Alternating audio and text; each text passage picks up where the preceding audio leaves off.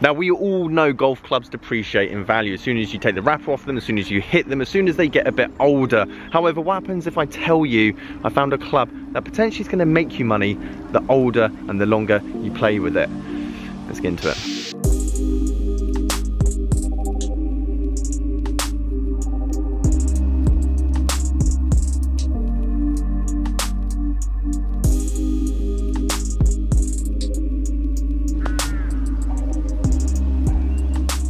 Guys, how are you doing? Welcome back to a brand new video. Simon here with a very unusual putter, quite a rare putter from all accounts, from the research that I've done, because there was little known, or I didn't really know much about this putter until someone wanted to trade it in, and I bought several clubs off this gentleman, and this was one of them. I had to do my research because obviously I'm trying to find out what it's worth. I want to give them a fair price at the same time. Obviously I don't want to pay over the odds, and I definitely paid quite a bit of money for this putter considering what it retailed back in 2014. Let me show you some prices, let me tell you the history, give you a bit of information. Let's get into the video. Now, if you were watching this channel last year, you might have seen one of my videos on the Wilson Staff FG Tour irons. This was Wilson Staff's way of paying homage to one of their classics, most popular clubs back in the day, whilst giving it a modern twist, whilst bringing the modern technology but keeping the classic look. And if you ask me, they're some of the best looking irons to be brought out in the last decade. Stupidly, I sold them because I needed the money for them. However, I do feel, just like this putter, and you'll see the similarity in stories, if you had a brand new set of these in the wrapper, kept as a collectible, I can only see them going up in value. So little did I know at the time that not only did they release those set of irons as a 100-year anniversary mark or occasion set that they brought out, they also included a putter, the 8802, which famously was used by Arnold Palmer in many of his most pivotal and biggest career wins. It was actually named the Arnold Palmer putter, or the Wilson Staff Arnold Palmer putter. But as soon as Arnold Palmer left Wilson Staff, they renamed it the 8802. And I respect their decision to make this their model shape, their putter model shape for their 100-year anniversary, because this is against everything in putting at the moment. This putter wasn't designed for your average player that wants to go and shoot and get his putters down on his average weekend. This was a challenge. This is what it used to be. This is what some of the greats used to use. We didn't need high MOI. We didn't need massive face balance putters. We wanted and relied on technique, feedback, feel, and an incredible amount of practice, and arguably talent. Now, with that all being said, they definitely didn't bring out a putter that you couldn't use and put in the bag. And at this putter retailing at £120, now looking back at it, it was a very good purchase and very underrated. They used a lot more technology to make this ready and available for the more modern day player. Double milled face to help with the sound and feel, as well as making the head heavier in itself, 335 grams. Therefore, even though it's going to feel light years different from what you're probably used to if you're using a Spider or if you're using an Odyssey Super Stroke, it's still giving the modern feel and technology, so that when you do hit one out the middle, you're going to get as soft and as good sounding of a roll as anything else out there on the market. The big question is, how did I get on with this putter around the green? And it goes without saying, obviously I didn't miss any putts as you're seeing in the footage here. These are all first attempts, no clever editing, no re-attempts, no angry lip outs. So don't go putting down in the comment section that I've just edited out all the bad ones. There's two things that this putter taught me whilst using it. Number one is actually it's a lot more forgiving than I thought it was going to be.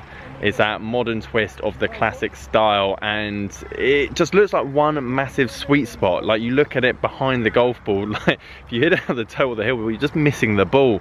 putters, especially nowadays, got so big that you can pretty much hit it anywhere. Whereas actually if you learn to roll a ball purely, it not only helps the short putts, but actually helps massively on the lag putts, because you're always getting a constant level of power out of that putter, rather than like a mixed match. Therefore some putts you feel like you have to hit harder, some putts you have to hit softer, and one goes too far, one goes short, and you just can't figure out why.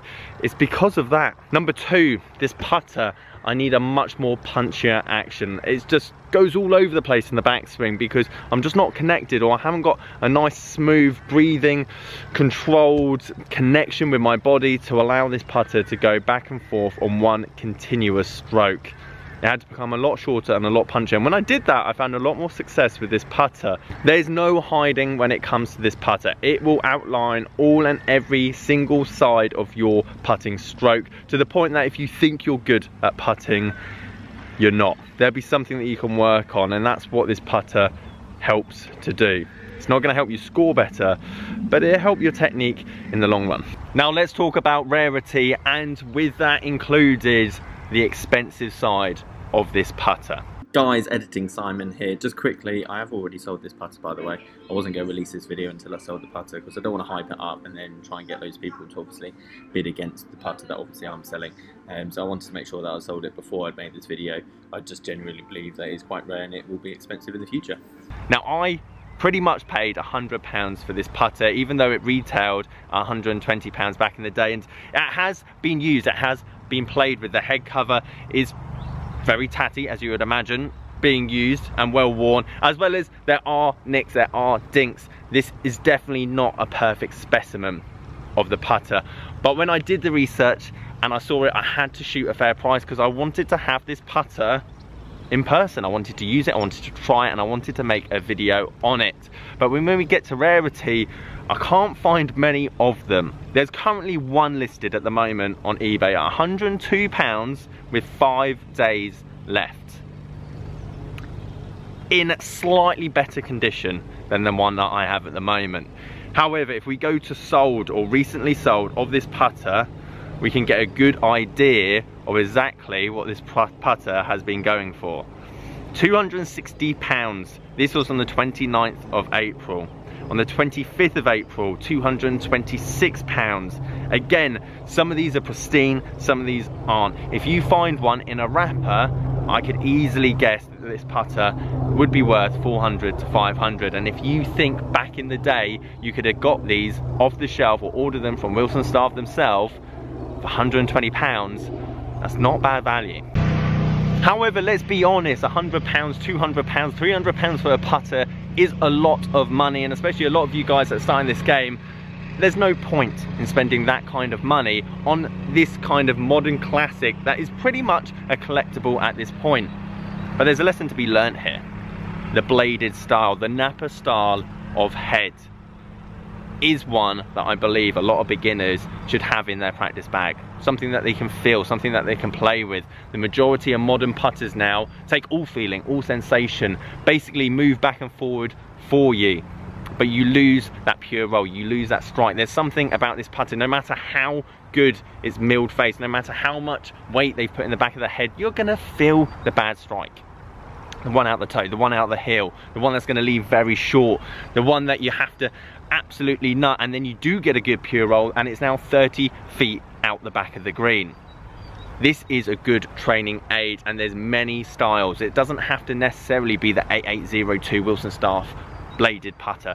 With that being said, I've just typed into eBay Napa putter, which is a mistake if you want to find affordable and putter in the same sentence. But what they're trying to describe is the style of head, and there are affordable ones out there. And also for you guys that are just looking through job lots, like a lot of these putters, especially the expensive ones, I mean, that could be in a job lot, and don't get me wrong, he's on a wing and a prayer there at £250 on a 1964 Wilson Staff 8802 putter. But you'd have to be a particular kind of person to put that obviously in the bag. I'm talking for you guys a slot line at Napa putter for £17. It's gonna feel awful. It's gonna sound very clicky. It's gonna be extremely light. But let me tell you, if you can learn to hold 6-foot putts with that thing, imagine how good you're gonna be with your Spider or your Odyssey or your big high MOI mallet putter, whatever it might be. That's my point. So that's what I mean about a club that's gonna earn you money over the years. If you look after it, if it keeps the original grip, if the shaft isn't destroyed, the head hasn't got major dinks, and it's not just the Wilson staff putter. And this is why I love this journey. I'm learning more. A week ago, I knew nothing about this putter, or not as much about this putter, and the old school Napa style heads of putters as well, them being collectible, rare and sought after. And this is what I love, hopefully giving you guys the information just as much as I'm learning. These putters could easily be at the back of a garage or job lot or car boot sale with a £10 label on them, because people just assume that if something was made in the 1960s, it's rubbish. There's no value to it. You can't make yourself better as a golfer. Whereas in actual fact, these are some of the rarest putters, potentially for the future. Guys, if you like this video, leave it a like. Subscribe if you're new. Catch you guys later.